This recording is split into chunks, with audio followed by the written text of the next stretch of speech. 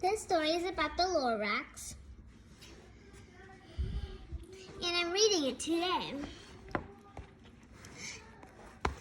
It's definitely by Dr. Seuss. Dr. Seuss. And yeah, let's start.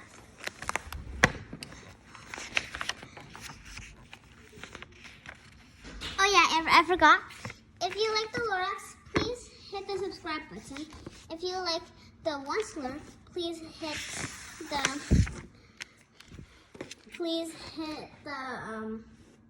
like button. If you don't like any, just hit both of them. Okay. The Lorax. I'm gonna probably need to move the camera so it could see me reading to you guys.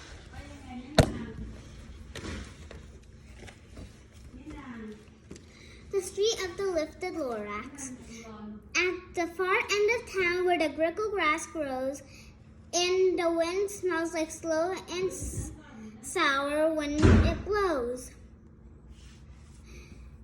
And no birds ever sing except for the old crows, is the street of the lifted Lorax.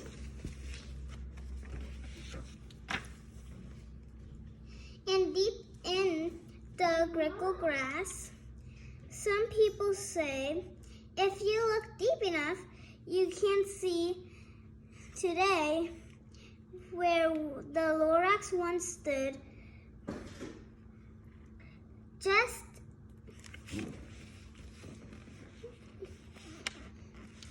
wait, no. If you look deep, where the Lorax once stood. Just as long as it could before somebody lifted the Lorax away. What was the Lorax and why was it there? And why was it lifted and taken somewhere? From the far end of town where the grickle grass grows. And the old Onceler still lives there. Ask him, he knows.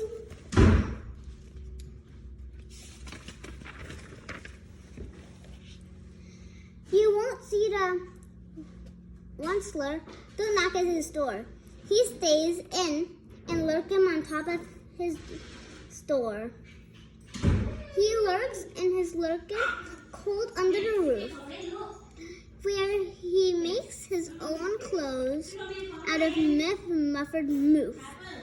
And on the special day of midnights in August, he peeks out of the shutters.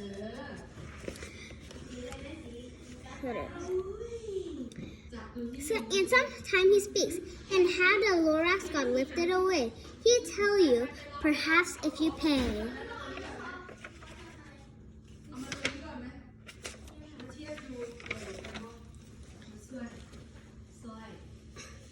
On the end of a rope, he lets down a tin pail, and you have to toss him in 15 cents and a nail with a shell of a great-great-grandfather's nail. Then he pulls the pail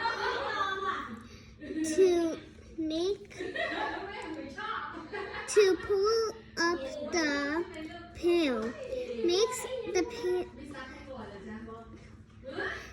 The pail makes a noise. The most careful count to see if you've paid him the proper amount. Then he hides what you paid him away in his snuff, his secret strangle hole, in his glove or gregarious glove. Then he grunts, I will tell you by a whisper my phone.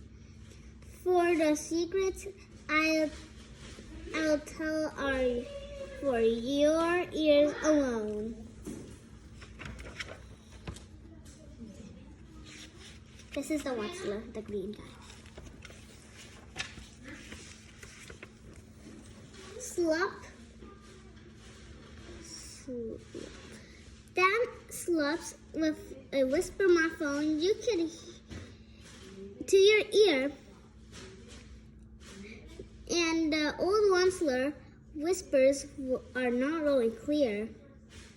Since they have to come down through a nearly hose, he had sounds as if he smashed bees up his nose.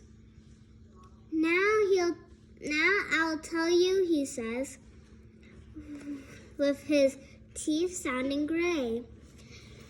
How the Lorax got lifted and taken away. It all started way back such a long time ago. Time back. I keep messing up, by the way. I cannot read. Okay. Way back in the days where the grass was still green, and the pond was still wet, and the clouds were still clean, and the song of a swarmy swans rang out in space. One morning, I came down to this glorious place. First, I saw these trees, the truffula trees. They're bright colored troughs of the truffula trees, mile after mile in the fresh morning breeze.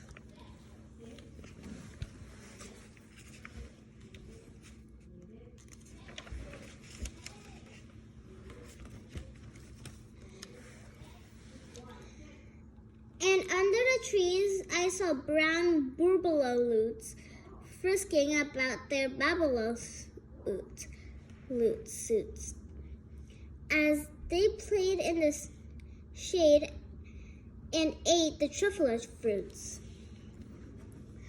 From the repulous pond came the comfortable sounding of the humming fish humming while splashing around.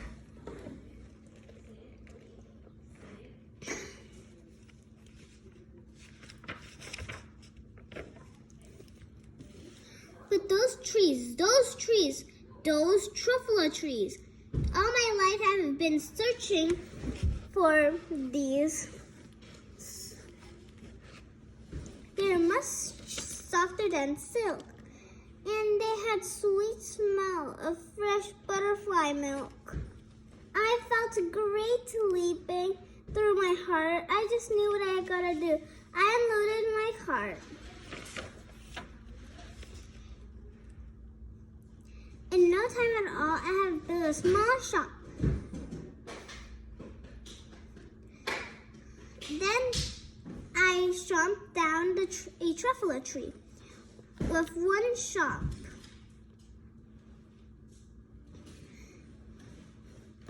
Okay.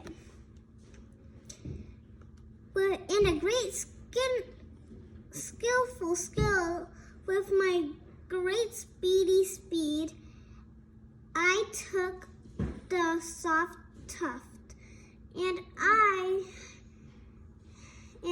knitted the need.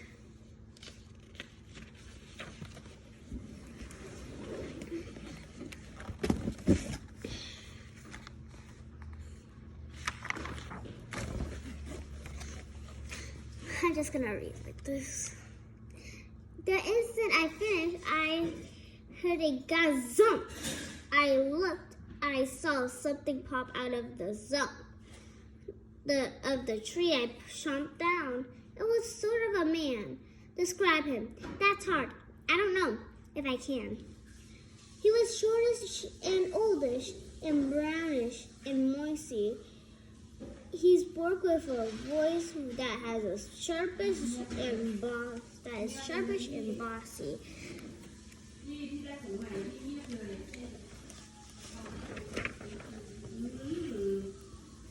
Mister, he said with his raspberry sneeze. I'm the Lorax and I speak for the trees. I speak for the trees. For the trees that have no tongues. And I'm asking you, sir, from the top of my lungs,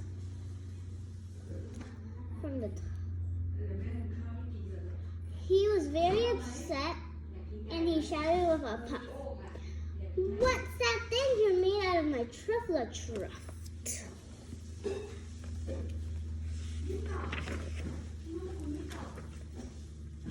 Look, Lorax, I said. There's no cause for an alarm. I just chopped just the one tree. I'm not doing no harm. I'm being quite useful. This thing is a thinid. A thinid is a fine something that people need. It's a shirt, it's a sock, it's a glove, it's a hat. But it's other uses. It's a glove, it's a hat. Wait, no. Yes, far beyond that, you can use it for carpets, for pillows, for sheets, or for curtains, for covers of bicycle seats. The Lorax said, Sir, you are crazy with these greed. There's no one on earth who would buy a full thinid.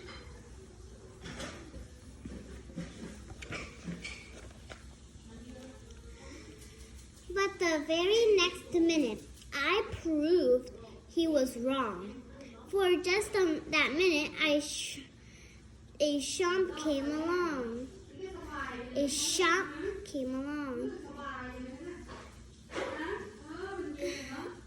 And the thought of that thinid I have knitted was great.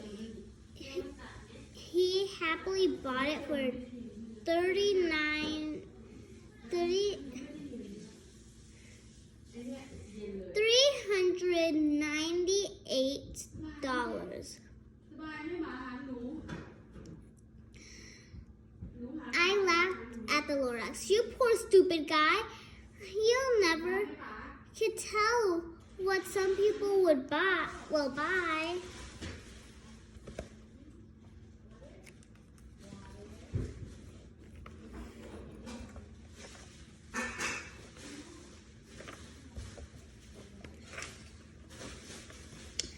I repeat, cried the Lorax.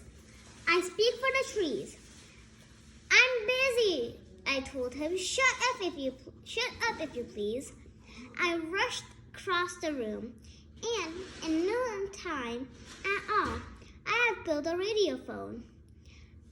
I put in a quick call, and I called my brothers and uncles and aunts. I said, listen here, here's a wonderful chance for the whole Wensler family to get mighty rich. Get over here fast. Take the road to the north niche. Turn left to Weehawken. Sharp right at Self-Stitch. Oh yeah, I forgot to show you the page.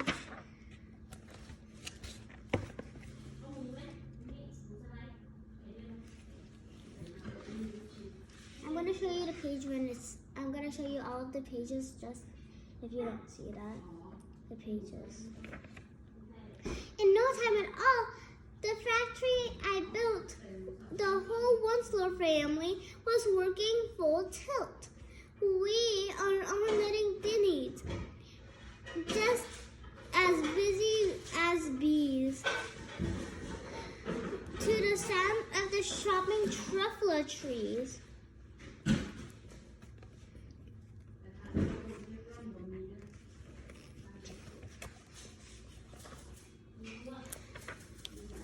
Then, baby, how my business did grow. Now shopping tree at all times was too slow. So I quickly invented my super axe hacker, which blasts off 4 a truffle tree at one smacker. We were making thinnies 4 times as fast as before. And that Lorax, he didn't show up anymore.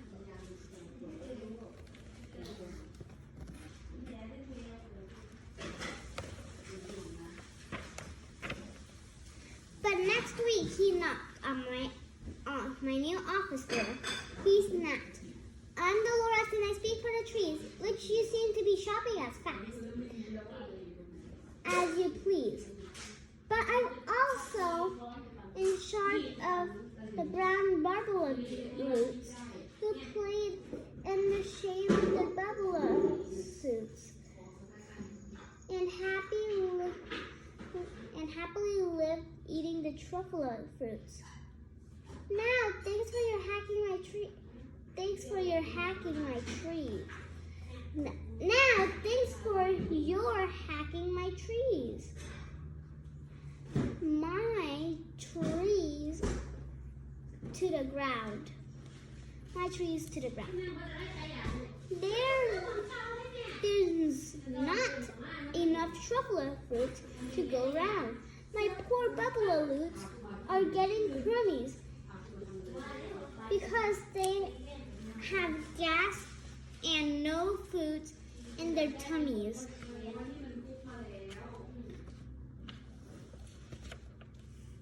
They love living here, but I can't let them stay." Wait.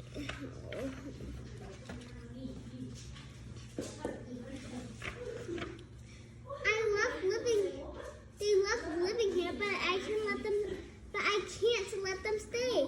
They'll have to find food and hope that they may.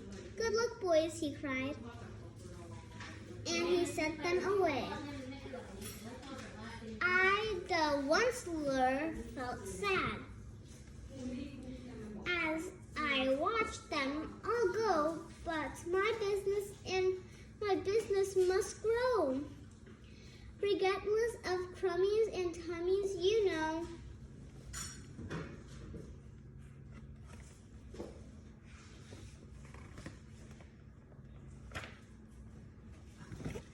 I meant no harm. I mostly truly did not. I had to grow bigger, so bigger that I got bigger, and I biggered my factory, I biggered my roads, I biggered my wagons, I biggered the loads of the needs. I shipped out. I was shipping them forth. To the south, to the east, to the west, to the north. When I was right on biggering, selling more thinnies, and I biggered my money, which everyone needs. You need a thinny.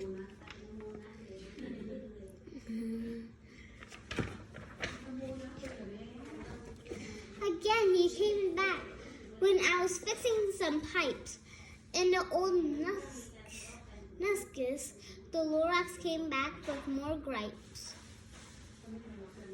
"I am the Lorax," he coughed with a wisp, and he sneezed with a snuffle.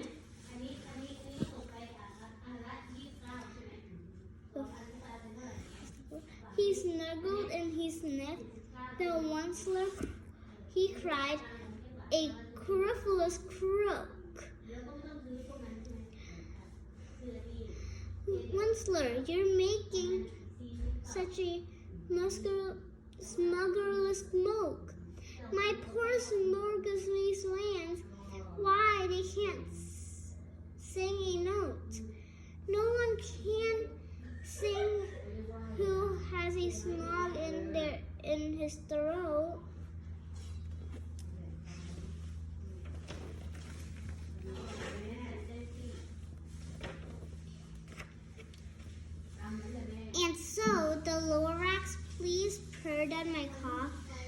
cannot live here, so I'm sending them off. Where will they go?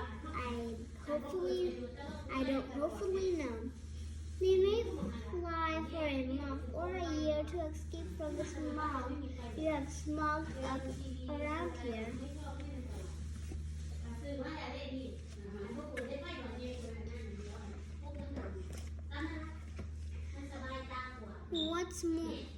What's more, snapped the Lorax. His danger was up.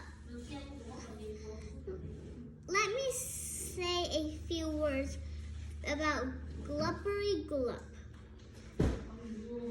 Your machine shugs on all day without stop, making Gupply Glup also Scoopily Scloop. And what do you do? This leftover goo. I'll show you the dirty Onceler man, you.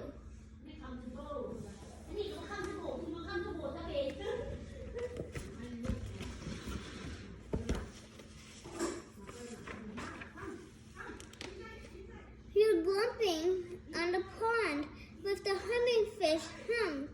No more of them can hum. Their gills are all gummed.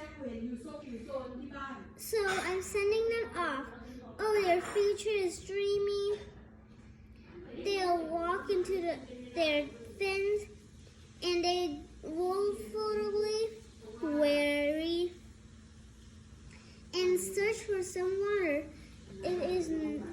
That isn't so smelly.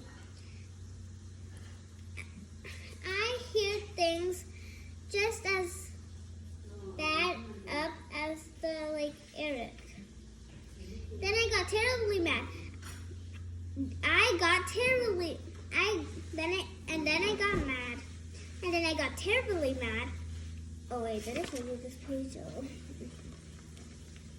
I keep forgetting to show pages. You're glumping. The pond is there with the humming fish hum. No. Oh wait, no, I read that page. And then I got mad. I got terribly mad. I yelled to the Lorax.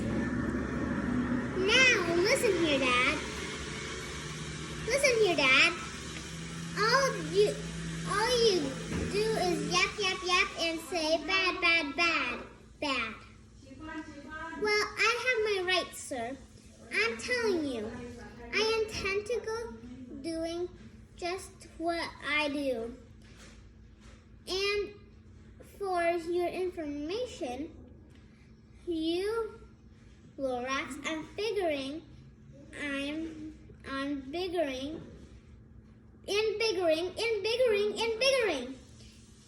turning more truffle trees into thinnies, which everyone needs. And at the very moment, we heard a loud whack from the outside of the fields, listening.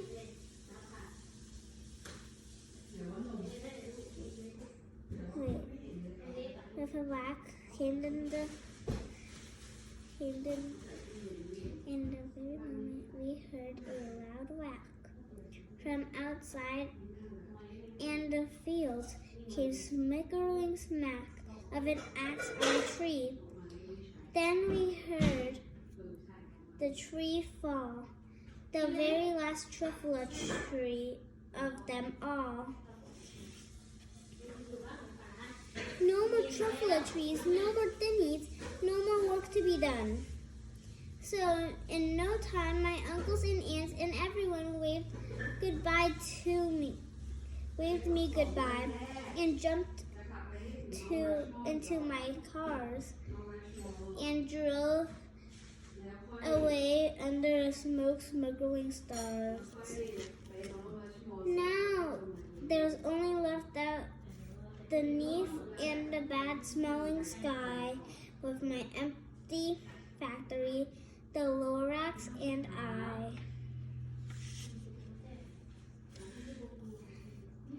The Lorax said nothing. I just gave me a glance. just gave me a very sad...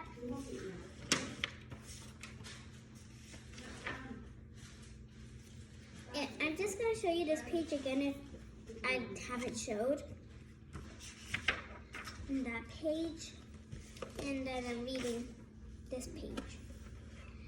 The Lorax said nothing, just gave me a glance. Just gave me a very sad backwards glance as he lifted him by seat of his pants.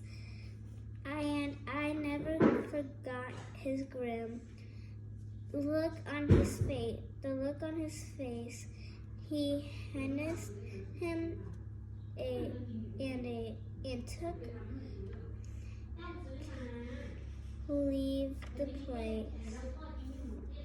To leave this place through the hole of the smog without leaving a trace. And that Lorax left here a mess, a small pile of rocks with the one world unless whatever that meant, well, I couldn't guess.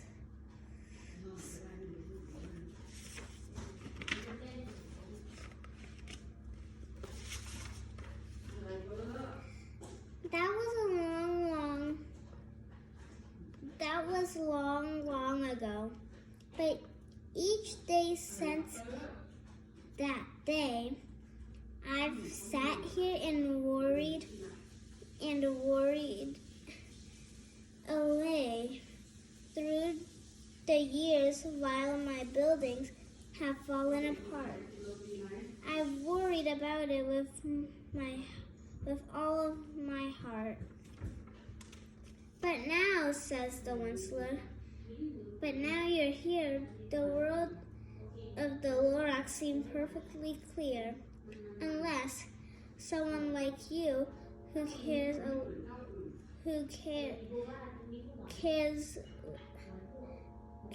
a whole awful a lot. Nothing to get better is not.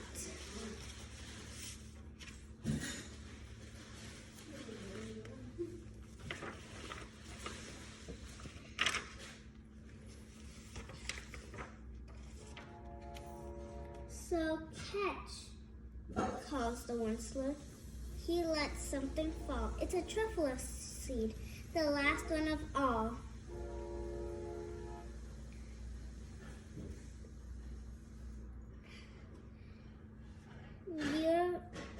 You're in charge of the last truffle seed, and truffle trees are what everyone needs.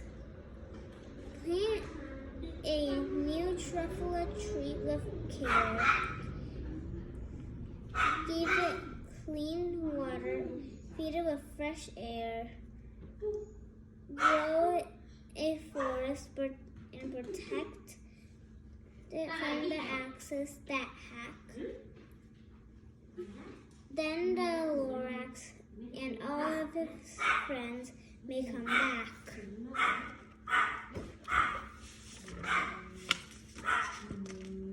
The end. I hope you liked the story. Bye.